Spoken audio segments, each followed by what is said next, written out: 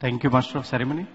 Dr. Subramanian Swamy, he had done PhD in economics from Harvard University, thesis under Nobel laureate Simon Kuznets, and jointly authored research on index number theory with Nobel laureate Paul Samuelson. He is a assistant and associate professor of economics at Harvard University.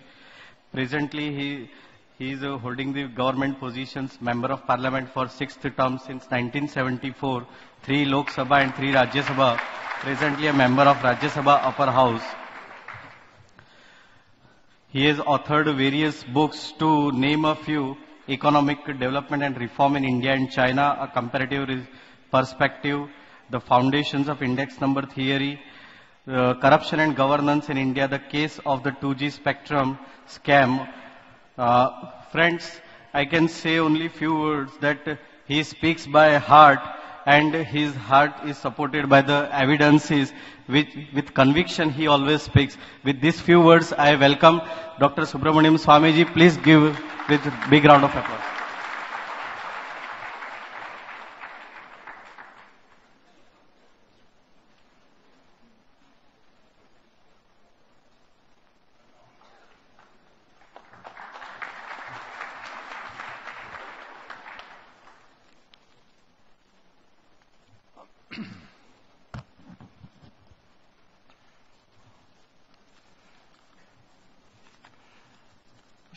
Mr. Agarwal, other office bearers on the stage, and ladies and gentlemen of this great profession called Chartered Accountancy. I first got a serious look at Chartered Accountancy when I studied the National Herald case. There I found that a 5 lakh rupee private limited company was able to hold as a wholly owned subsidiary a 5,000 crore assets company by just paying 50,000 rupees, or 50 lakhs, excuse me. I would also like to do that kind of bargain. And of course, soon enough I found that there was criminal misappropriation, breach of trust, 420, and all that. So that dissuaded me from doing it. But the chartered accountants were not at fault, because once I got the balance sheets of the company, which was only with 5 lakh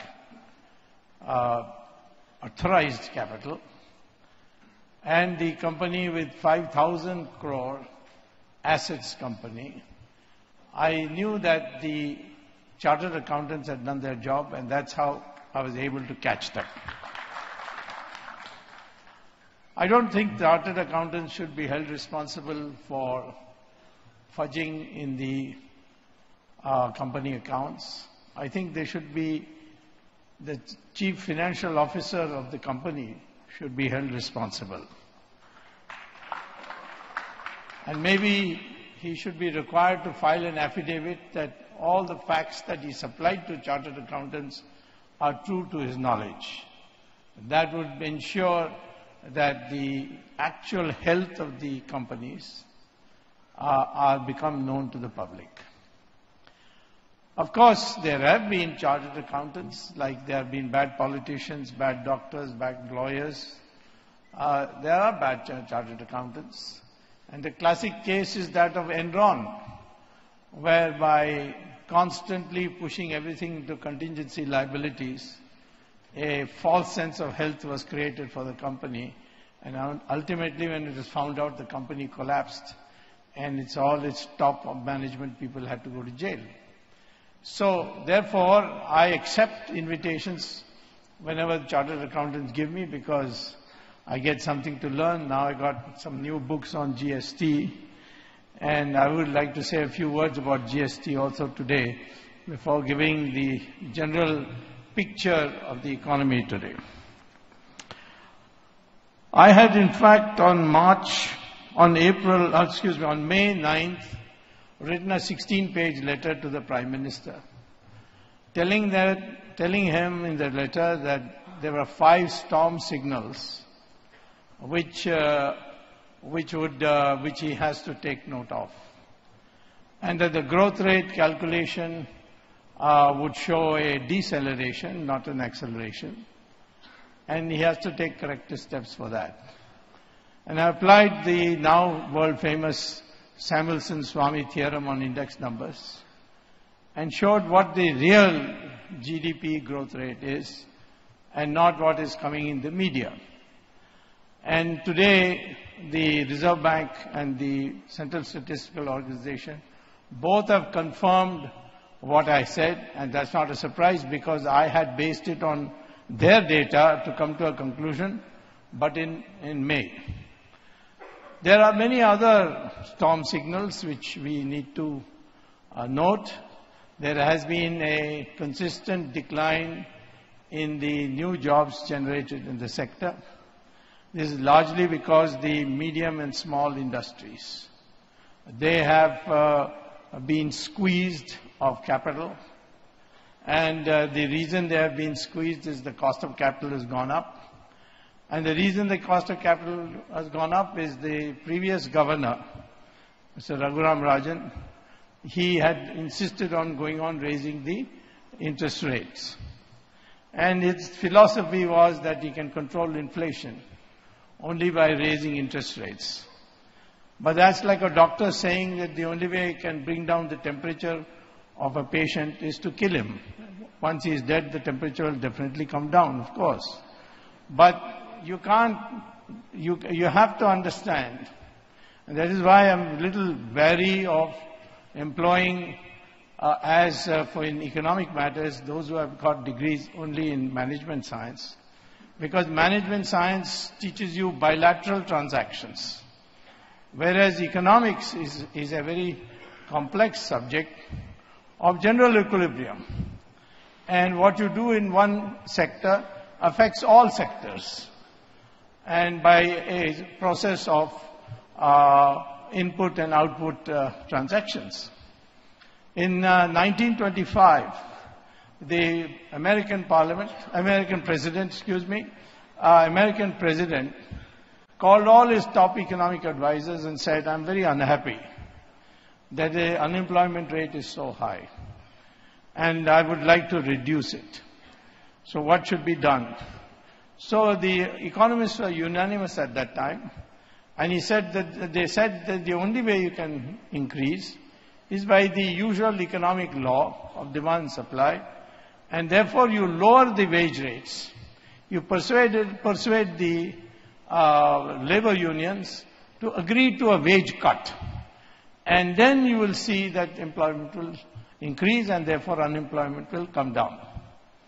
Well, the president negotiated with the labor unions, and sure enough, that's what happened.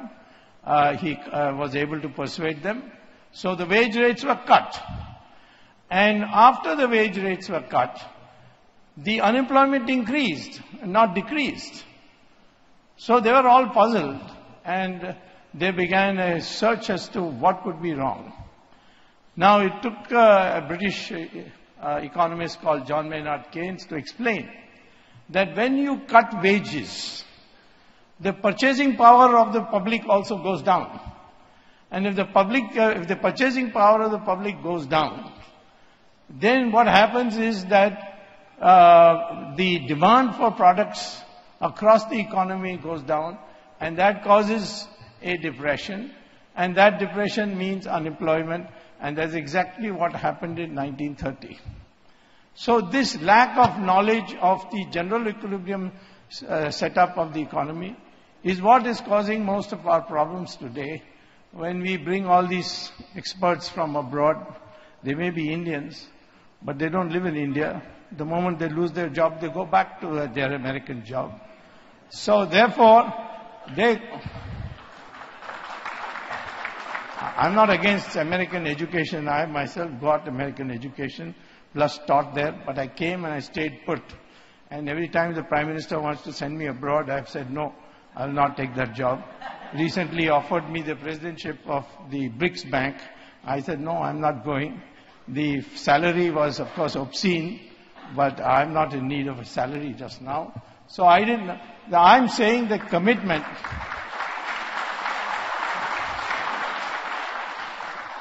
The commitment to the country plus the knowledge of the general equilibrium network of the country is extremely important. And therefore, when you raise interest rates, the cost of capital goes down. Big industries perhaps can survive that because they have access to funds abroad. But it's the small and medium industries who depend totally on domestic financing that get affected. Their cost of capital goes up and they have to close down. And if you look at the data for the small and medium industries, it has been deplorable. And this is one of the storm signals I pointed out to the Prime Minister in my letter, that they are suffering, and much of the unemployment, because 60% of our employment in our country is due to small and medium industries. And therefore the focus has to be on that and the health of these small and medium industries. So therefore I would say that if you look at our economy today, there are many things which puzzle me.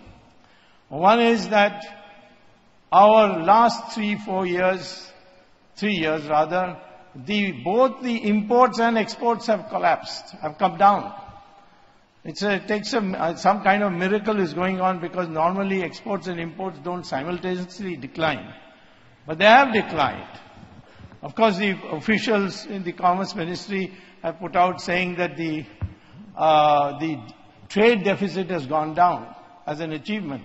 But what has happened is that the imports have gone down faster than the exports, and therefore the trade deficit is bound to go down. So this is something that needs to be corrected. Why is it that the export industry is not doing well?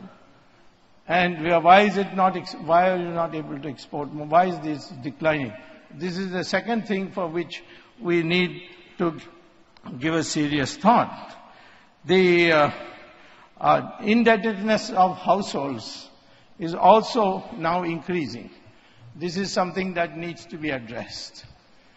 In fact, today, one of the biggest tragedies that have taken place over the last 10 years is that the household share in the total in domestic savings in the country have come down from 35% of the total domestic savings to 29%. No other country, by the way, household savings is such a large proportion of the total domestic savings. In China, it's only 15%. In the United States, it is negative because they are all on credit. So India is a country where the households have played a major role in providing domestic savings. And for that, we have to give credit to women, because like Lakshmi, they have been in charge of household finance and they have been salting away money and saving money.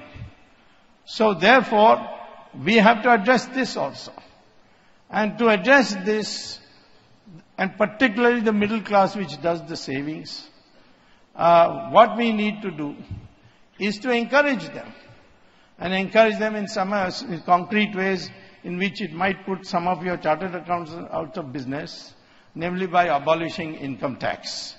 The most important measure the country needs today, which has immediate impact on the economy, is the abolition of income tax, and that must be done, otherwise it can't be improved.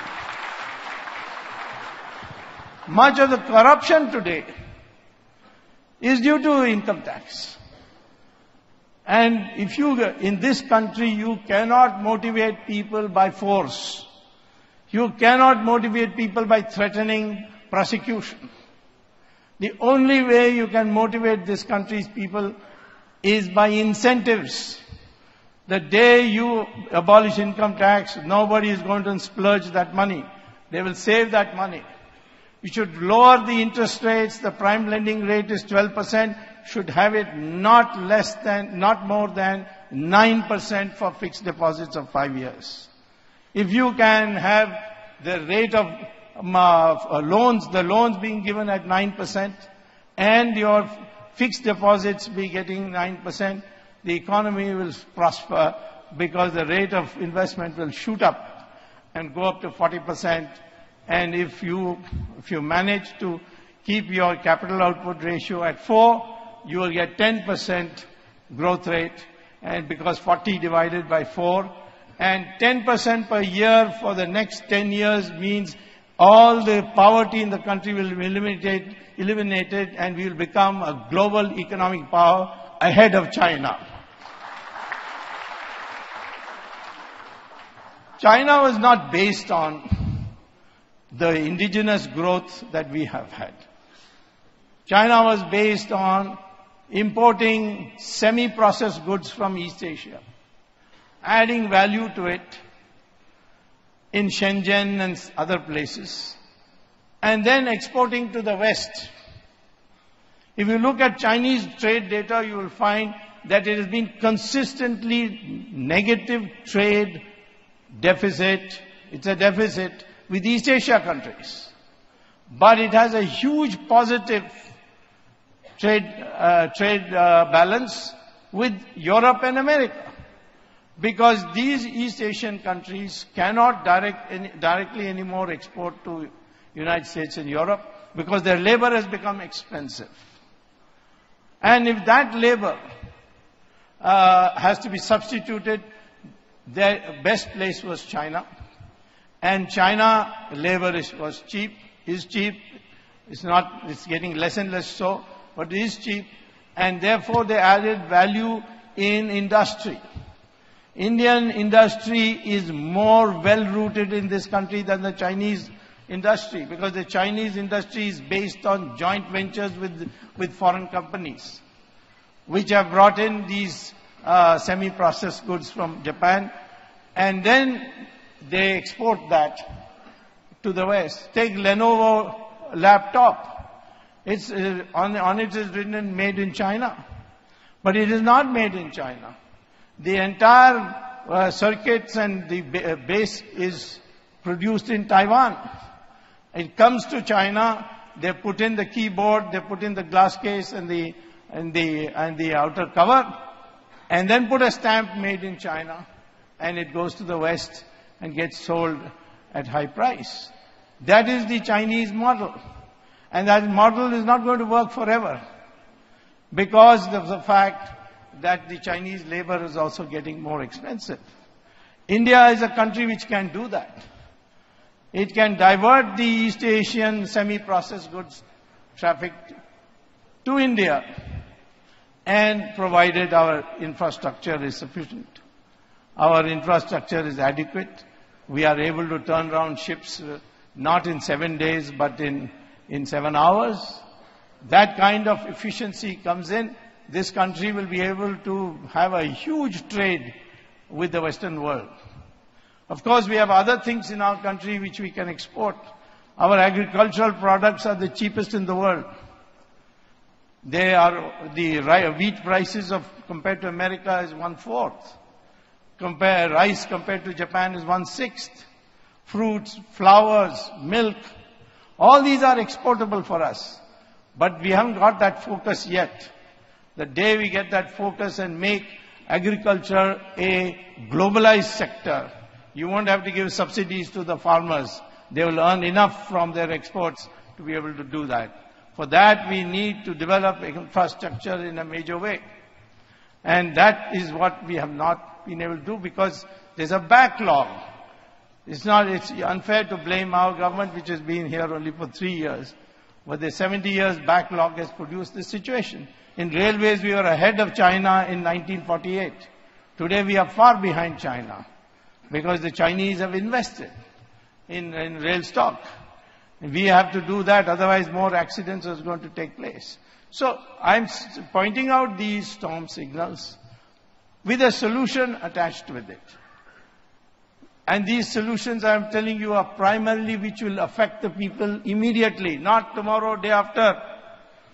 That it will filter down to you. This is the mistake of Narasimha Rao, who produced massive economic changes by economic reform.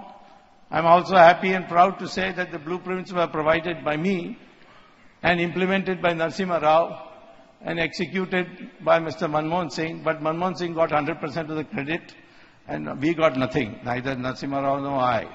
But that doesn't matter. The man who should get the credit is Narasimha Rao. In the political office, he had the gumption, the guts, the savvy mind to be able to sell these abolitions of quotas, licenses, all in one blow. We need that kind of thing. But that was not enough for him, because when he abolished quotas and licenses, the immediate rental income of those touts who used to get licenses and quotas from ministers and then give it to users, they suddenly went out of business. And they were mostly Congress party people, because that was the ruling party, so they had to be in it.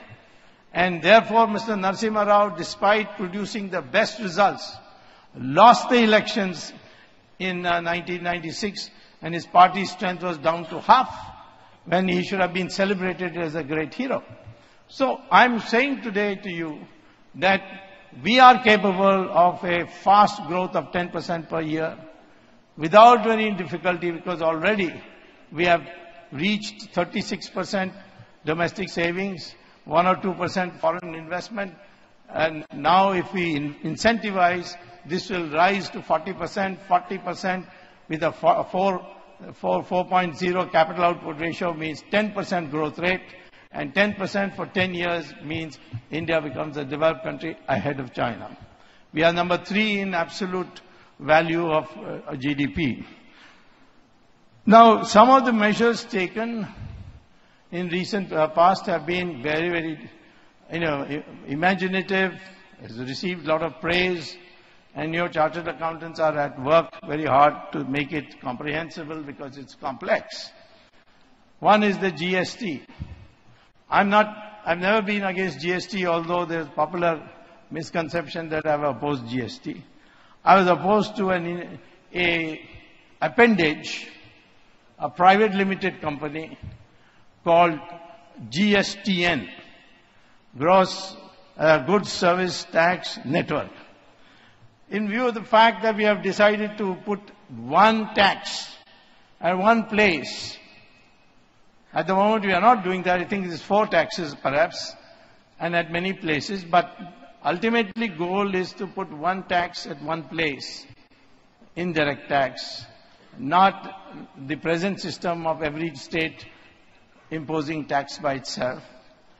Therefore, you need a massive computer program which brings all this data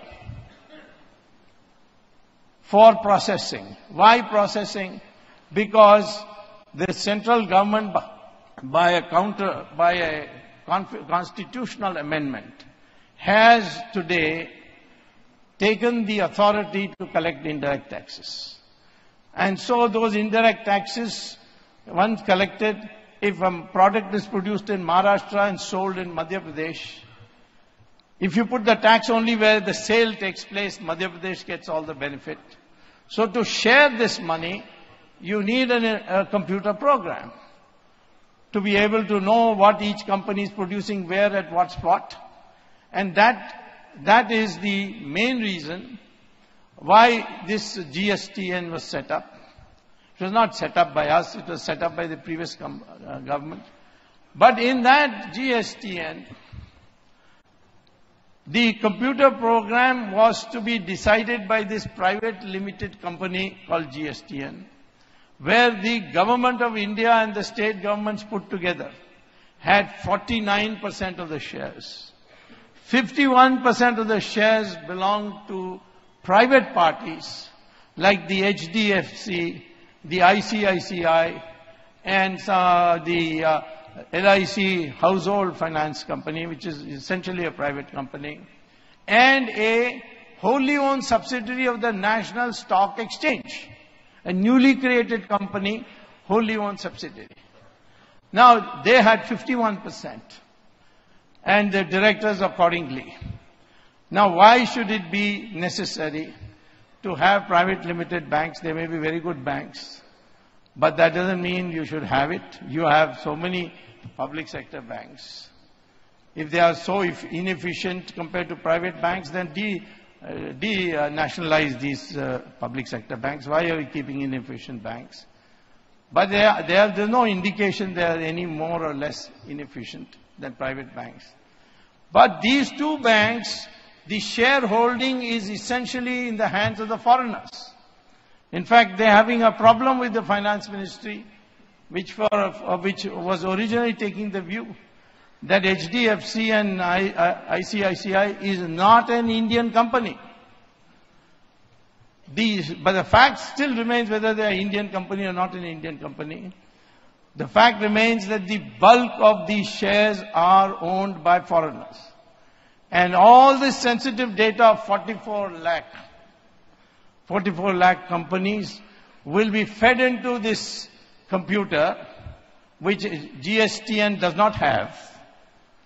And that is now GSTN has what is called as outsourced to Infosys.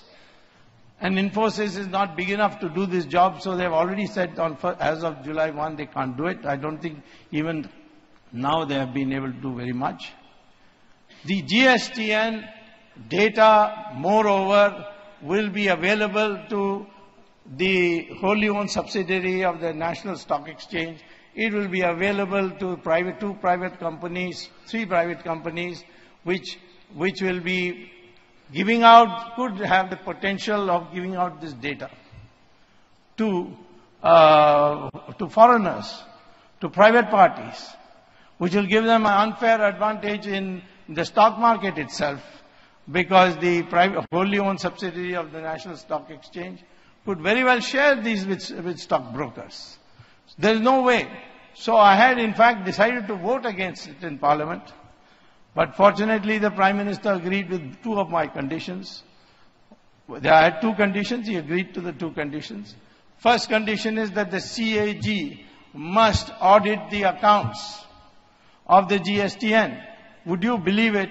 The entire money for computer program, all that is being provided by the government of India, even though it is a minority shareholder.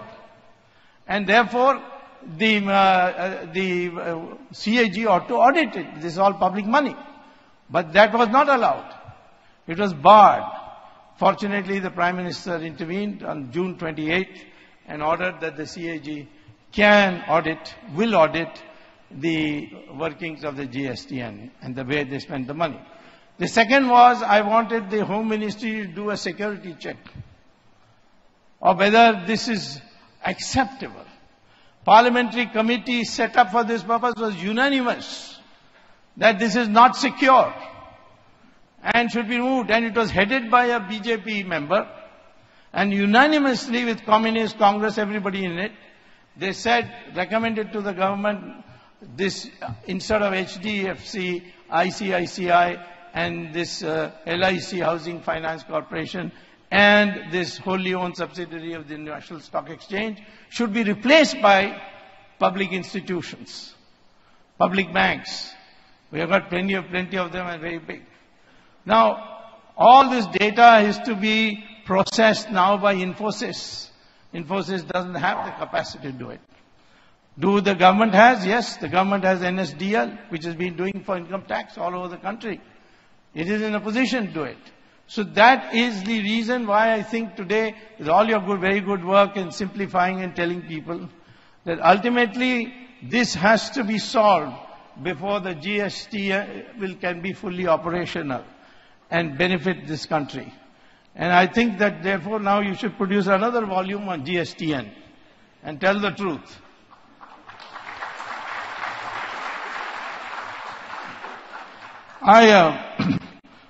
I want to say that the potential of this country is so high that it's very, very important for all of us to realize and have this self-confidence. I remember when I came back from Harvard and I propagated that if India gave up Soviet socialism and adopted market economy, our growth rate will go up from the so-called Hindu rate of growth of 3.5%, which the communists didn't want to take responsibility. It was the Soviet model's growth rate of 3.5% per year. They declared it as a Hindu rate of growth. Anything bad must be Hindu, of course, according to the left wing in this country. So, the growth rate was, if the growth rate is to increase to say 10%, I had advocated market economy. I had advocated that the licenses and quotas should be removed, and that it should be based on the incentive system, it should be based on auction and so on. These I have had the opportunity later on, because I suffered a lot when I came back. I became a professor, full professor at IIT at their invitation. Mrs. Gandhi read my book, Indian Economic Planning, Alternative Approach. She was so upset with it that without knowing who I am, except that I was a professor at IIT, she read the book of select passages in Parliament and said, such people are financed by our public money to be professors in India. And the net result was that the next day I was dismissed from IIT. Of course, I went to court. That was my first tries with court. Took me 22 years, but I won the case.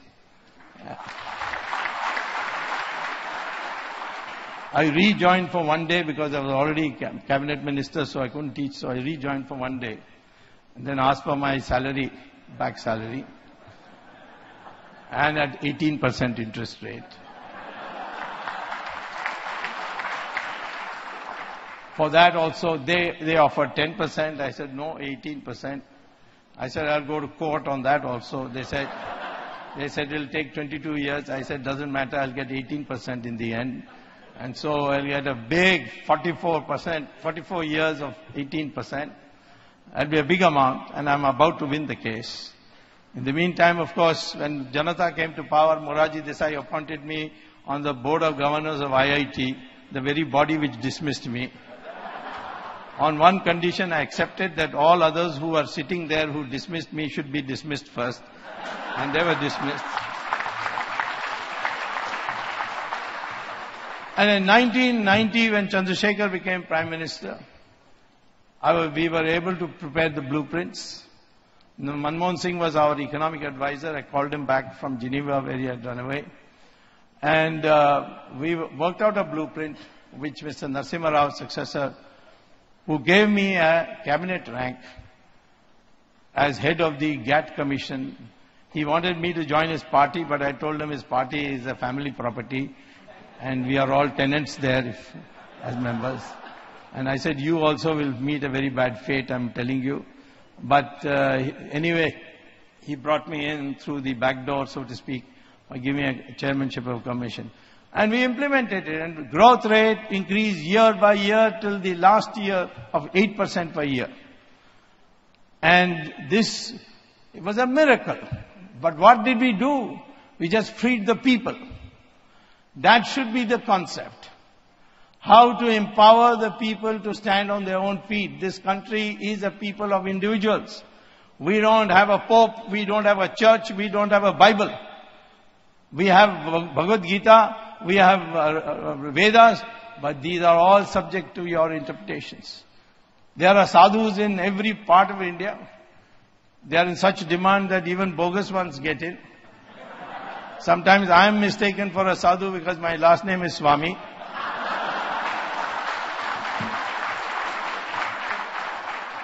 And probably I'll earn a lot more money if I put on Bhagwa and sat in an ashram. But the fact of the matter is that Indians are people who are bound by one culture. That was demonstrated in 1977 when the poorest of India, Uttar Pradesh, Madhya Pradesh, Rajasthan, etc., they stood up and voted for democracy and defeated Mrs. Gandhi, which the educated South could not do. This shows the basic culture of this country is that we are all together. We have not been divided. We have people who are predicting in 1947 that India will break up into 20 countries. Churchill said so. Richard Nixon said so. Other countries have broken up. This great Soviet Union, which they used to extol, the communists used to extol as a place where there is no inflation, there is no unemployment, there is no poverty. Today, there is no Soviet Union also. Broken up into 16 countries. Yugoslavia into 4 countries. Indonesia into 2 countries. Pakistan into 2 countries, maybe in the future into 4 countries. So, therefore, this country has stood all kinds of crises and has stood as one, and every time there's a crisis, people come together. The performance of the Bombay people in the recent flood is something that should be celebrated all over the country.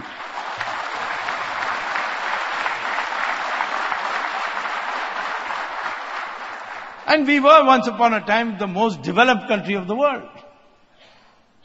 The decline took place because of foreign invasions. But we can once again become. We contributed to science, calculus, but not to the whole world. In fact, Einstein used to popularly say that to India we owe the debt of learning how to add and subtract. They taught us how to count. This country has the talent, and it requires the empowerment of the people. Not to be harassed if they do good, if they make profit, but to be able to stand. So potential is enormous. There is no limit to how much we can produce in agriculture if we give the right inputs for agriculture. There is no limit to the amount we can export. There is no limit to this young population in terms of innovations. If we can convert our 60% of the world's deposits of thorium in India to usable in a reactor to produce energy, we will not only produce enough energy for us, but for all of the world. The young people coming out of all our technical professional institutions, they are the brightest in the world. They perform abroad also. They head big corporations in America. So what is stopping us from becoming a corruption-free country? It's basically a system which empowers, which incentivizes the people, and therefore chartered accountants have a major duty in suggesting to the government from time to time that what are the simplifications in the laws that are necessary, because you're looking at it like a surgeon looks inside the body. And therefore, you have this great responsibility to bring out a manual which laws should be abolished, which should be simplified, which should be reduced, so that administrators in this country know that. And therefore, this great profession, I'm thankful to you. You invited me today. Namaste.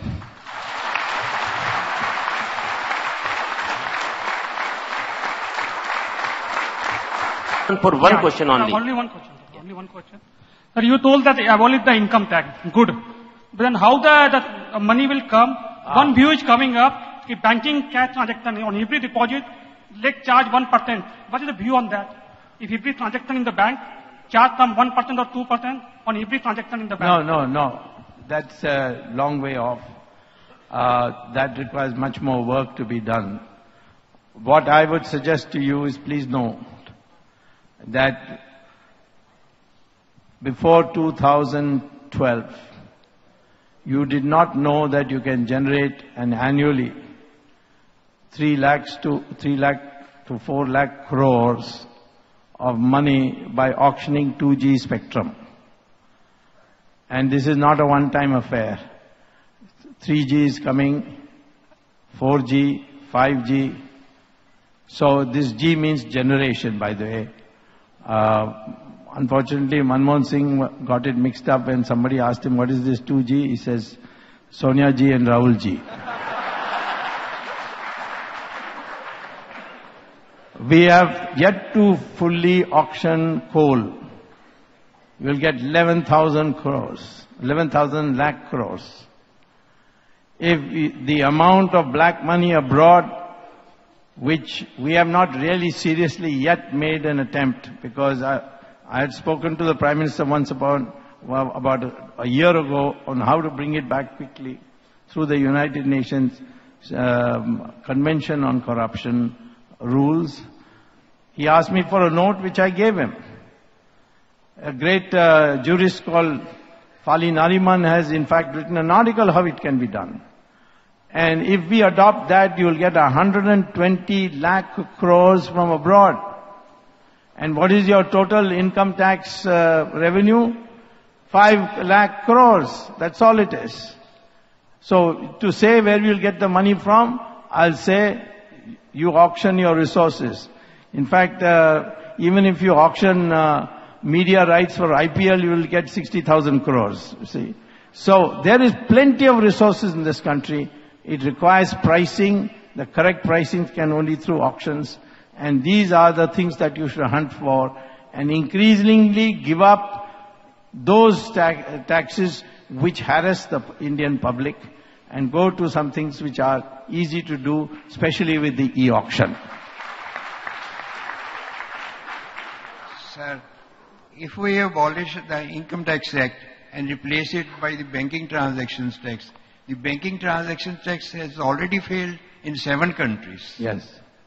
Now, whether it's failed or not, it's difficult for us to do it because the banking transactions doesn't cover all the tax-paying population, all the transactions that have to be, which are taking place at a shop level. That aside, there will be an incentive to avoid using banks because of the attraction of the Banking Transactions Act. So many minuses in it. These have to be rectified. It's a good proposal worth studying, but as of now, I'm not in favor of Banking Transaction Act. Yes, it's failed in Brazil, you're right, but doesn't mean it has to fail here. But at the moment, I don't think we are ready for it. Sir, you have talked about thorium-based reactors. Yes. What India has imported and is importing all reactors which are based on uranium. Yes. Even fast breeder reactors are also based on uranium. Yes. So what are we going to do with the 70% of the world thorium reserves? Why can't this such a simple thing the government is realizing? Well, Homi Bhabha did realize it, and he found that the monazite which is available on the sands of Tamil Nadu and Kerala have the, if properly refined, can be converted into thorium. You might be reading newspaper accounts that sand smuggling is taking place in Tamil Nadu. Now I thought only crazy people will export sand, which is available all over the world. But the sand of Tamil Nadu and Kerala have monazite which can be converted into thorium. And therefore, in the Western world, they realize that uranium will go completely, the supply will be finished by 2050. And therefore, they are looking for replacement and they are doing research on thorium. We had already done research of the 3 stages, 2 stages were completed, 1 stage was left. Then this Indo-American nuclear treaty was signed, and we are committed to buying uranium reactors from France and from America. But whatever costs we have sunk in it, it doesn't matter. We ultimately should plan for this thorium-based reactors, which will be the cleanest reactors from the environment point of view. Sir, regarding this demonetization, would you feel it is a success or a failure? Because almost 98.96% of the money has come back. But again, one more thing is 90% of the money is back into the economy. Whether it will reduce our black money or corruption, sir. If I say it's a failure, I'll be incriminating myself. Because in 2004, Mr. Modi had appointed a committee for the Lok Sabha elections called Strategic Action for the Lok Sabha polls, Strategic Action Committee, and I was appointed chairman, and we had recommended demonetization, but there were conditions attached to it which were not implemented. One was that there should be 6 times more 100 rupee notes than there are at the present. And those should be printed first. And I said it would take about 2 years. Then I said, also you can introduce a 200 rupee note also, if 500 and 1000 are going. In America, by the way, there is no note of a higher denomination than $100. But 100 and 200, fine. But I felt that when you announce the demonetization, you should declare that whatever cash you have, black, white, anything, you have the authority to deposit it in your personal bank account. No questions will be asked. But 25% will be taken away by the government. And 25% you can withdraw as cash in your new notes. And remaining 50% will be kept in for 5 years in a fixed deposit at 2% interest. Now, first of all, when the demonetization declared, there was no new currency printed. Second is this suggestion of mine that you can, later on, in middle of December or thereabouts, they implemented it. But the finance minister changed government's 25% share to 50% shares. And the 2% interest was removed. Now nobody went for it because the bank clerks and touts and all were giving at 25%. So why I should give government 50%, you see? So that was another failure that happened. Broadly speaking, I would say that previously I had 10,000 rupees in black, in old notes. Now I have 7,500 rupees in black, but in new notes. And the touts have got the remaining 25%. So the circulation of black money is more or less the same. Hello. But if you abolish income tax, the black money will be over very soon. One last question. This is the last question. Yeah. So with China looking to dominate us everywhere, in UN, NSG and everywhere, and the military clash is out of option. So are we doing enough to break China's back economically? And if not, what should be done? Well, you can have a long-term plan. If you develop your infrastructure, China is finished. Because that semi-processed goods will come to us. In fact, these East Asians whom I have talked to, Japanese, South Koreans, Taiwanese, they say, we prefer India because you have a court system, you have intellectual property that is internationally compliant. So we prefer, but he said there is, this horrible corruption. First of all, the roads are terrible. There are potholes everywhere. It takes long time to travel 200 kilometers. So as long as you don't improve your infrastructure, it will be difficult for us to come. And that's fair enough. And I think Mr. Gadkari has done a wonderful job, but he's been there only 3 years. And he needs more time. But I do think that we can change our infrastructure, because infrastructure doesn't require any great rocket technology, nor does it require highly skilled labor. So therefore we are in a great advantage to improve our infrastructure.